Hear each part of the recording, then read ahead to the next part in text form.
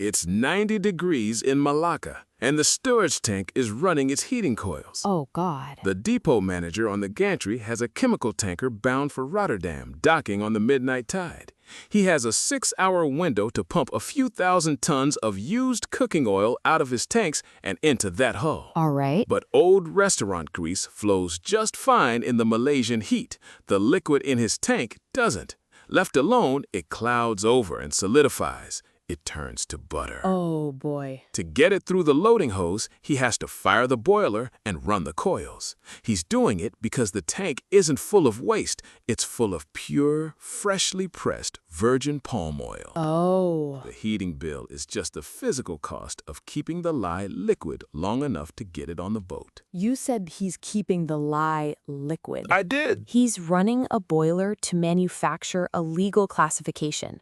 Virgin palm oil is trading over $1,200 a ton this week. Oh, easily. The word used adds a massive premium to that exact same steel tank. So he burns electricity, emitting actual carbon, just to turn a fresh crop into a green credential. And the buyer waiting for that haul in Rotterdam is just as cornered. They've got a blending mandate to hit. If they test those molecules and reject the cargo, their own supply chain halts. Nobody on either end of that loading hose can afford for that oil to be fresh. The liquid is just a delivery mechanism. Correct. They are loading the paperwork. And that, in my opinion, is a perfect way into the 1820s. I love that look on your face. What? Do it. What have you got? In the 1820s, a ship full of Baltic timber will leave Norway, cross the entire Atlantic to Halifax, Halifax, Canada? Canada, drop anchor, and immediately sail back to London. Oh, wow. Parliament had put a massive tariff on European wood, but left Canadian timber duty-free. The moment that hull touched a colonial dock, the cargo legally became Canadian. So it wouldn't necessarily even unload in Halifax? Oh, in some cases it would. But, I mean, just get it into territorial waters and we're good. Oh, what the hell. The extra voyage was just the physical cost of manufacturing the label. Every time a sovereign mandates a physical property it can't verify, the market supplies the paperwork instead of the property. Europe wrote a rule making the word waste worth more than the crop itself. The buyer in Rotterdam can't afford to test the molecules. Messing that mandate is the one thing he's not allowed to do. The seller in Melaka is getting paid to lie. But a legal classification does not generate itself. If the buyer and the seller are both just moving paper, who is holding the pen? Who wrote Canadian on the invoice? The pen belongs to a sustainability auditor sitting in an office in Cologne. He's looking at a mass balance spreadsheet showing a single Malaysian port exporting more used cooking oil than its surrounding population could physically fry in a year. One port. Melaka. He knows exactly what's warming up in that tank. He knows it's palm. But he's completely out of room. The European Commission is about to vote on suspending his agency's authority entirely. If he signs the certificate, the Commission shuts him down. If he pulls the certificate, European airlines miss their legal quota and the flights stop. The flights do not stop. Wait, the flights do not stop? If he revokes that certificate, European aviation just misses its refuel EU quota. The penalty for missing it isn't grounded planes. It's a fine that as of this month, 13 member states haven't even written the rules to collect. What? He is not holding up the aviation grid. He is holding up the illusion that the mandate is physically possible. The Commission threatened to suspend his agency's recognition for 2.5 years over this exact waste fraud. 2.5 years. But they haven't done it, and they won't. You're too firm on the won't. No, they won't. Because if Cologne stops signing the paper, the entire European green aviation target collapses into a pile of fines nobody actually knows how to levy. I was wrong about the vote. Oh. There isn't one on the calendar.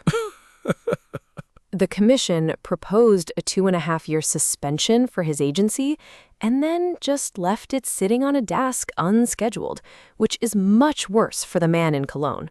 Much better, you'd think. A scheduled vote might go the wrong way. A scheduled vote is a resolution, An open, unscheduled threat is a leash. Oh, He isn't waiting for a verdict, he's surviving a permanent hostage situation. that's a very nice European torment. A vote that is forever not going to be held. I'm coming back to your won't. In June, the Commission formally warned those 13 member states for having no penalty rules and put them on a strict Is that right? 2-month clock. That window expires this week. This week? This week. You timed this, didn't you? If the sovereign just wants to protect the illusion, why force the capitals to build the gallows? What happens to your setup the morning one of those countries complies and that fine stops being a theoretical pile and becomes a hard, quantified check an airline actually has to write? The moment the fine is quantified, it stops being a threat and becomes a price. Yeah? The compliance officer in Madrid puts that exact penalty on a spreadsheet next to the premium Melaka charges for the waste label. Oh boy. If the fine is cheaper, he stops buying the certificate and writes the check to his government. If the fine is higher, it sets the exact mathematical ceiling on what the depot manager can charge for heating virgin oil. A hard penalty doesn't break the system, it just caps the margin. You just priced it. So the heating coils in Malacca are directly wired to that unscheduled threat in Brussels. The electricity burning under that steel tank is just the physical heat of the auditor in Cologne. Yeah. The pen and the boiler are the exact same mechanism. The pen and the boiler. The Commission's warning window closes this week. If a country actually publishes their penalty grid, watch the price spread between virgin and waste oil at the Rotterdam terminal by October. By October. If the waste premium collapses, it means Madrid realized the fine is cheaper than the paperwork, and the boiler in Malacca finally shuts off. If the premium just pegs itself €1 below the new penalty, the state didn't stop the fraud. It just told them exactly what to charge for it. You're describing the morning a deterrent becomes a tariff. In the 1870s, the fine for pulling an overloaded ship out of a British port was less than the freight rate of the illegal extra cargo. Oh, this is gonna be good. The owner didn't lighten the hoe. He walked into the magistrate's office Yeah. and paid the fine in cash before the ship even left the dock. In cash. The Crown thought it had written a They were provision. wrong. The owner read it as a departure tax. Oh my God. That's where a century of relabeled cargo tells you this settles. The moment those 13 capitals publish that penalty grid, the hostage situation in Cologne ends.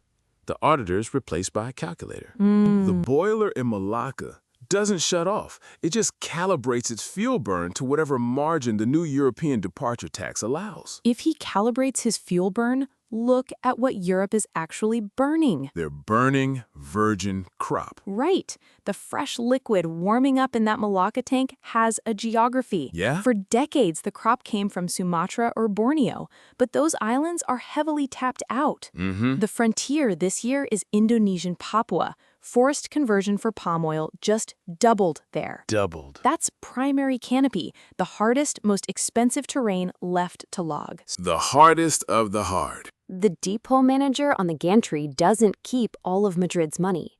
The premium Europe pays for the waste label flows straight back up his supply hose. It pays for the diesel in the excavators pushing into the tree line. In Papua, this morning, the green mandate isn't just failing to stop the destruction. Its premium is the subsidy that makes clearing the furthest edge of the map economically viable. So when Madrid runs the math and decides the certificate is cheaper than the fine, what is he buying? Okay, this is the one I've been sitting on. Oh, give me a good one. In 1704, Parliament offered a massive cash bounty for tar imported from the colonies. For tar. To break its dependence on Baltic suppliers.